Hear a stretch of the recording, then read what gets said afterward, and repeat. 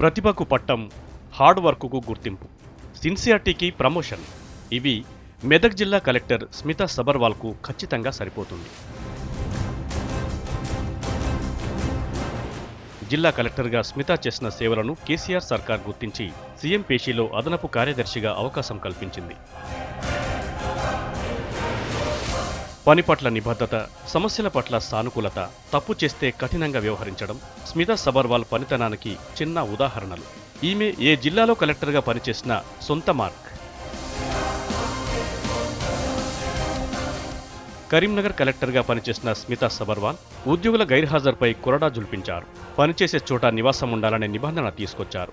స్మితా సబర్వాల్ ఏ జిల్లాకు వెళ్లినా ప్రజా సమస్యల పరిష్కారమే ఆమె టార్గెట్.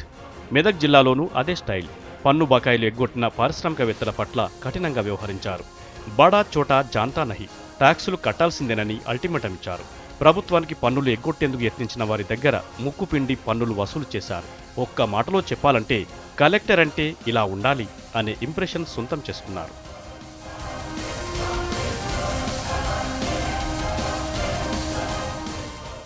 ముఖ్యంగా తెలంగాణ ఉద్యమంలో అసువులు బాసిన అమరవీరుల కుటుంబాలను సత్కరించే సమయంలోనూ భావోద్వేగానికి లోనైన తీరు ప్రతి ఒక్కరిని కదిలించింది.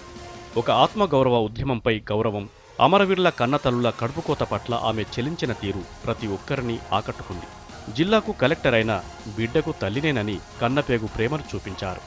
స్మిత బదిలీ అయిన తర్వాత కూడా ఆమెను ఇప్పటికీ గుర్తు చేసుకుంటున్నారంటే స్మార్ట్ అడ్మినిస్ట్రేషన్ ఎలా ఉందో ఇట్టే అర్థం చేసుకోవచ్చు. మెదక్ జిల్లాలో పోలింగ్ శాతం పెంచేందుకు స్మిత ఆమె చేసిన కృషి ఫలించింది. ఓటు హక్కు వినియోగంపై విస్తృత ప్రచారం, ఓటర్లకు గిఫ్ట్స్ ఇవ్వడం లాంటి చర్యలతో కలెక్టర్గా స్మిత ది బెస్ట్ అనిపించుకున్నారు.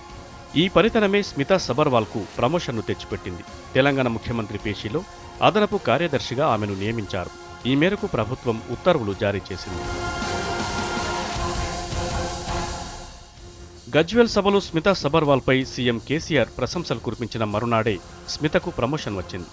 ఈ పోస్టులో కూడా స్మిత మరింతగా మెరవాలని ఆశిద్దాం.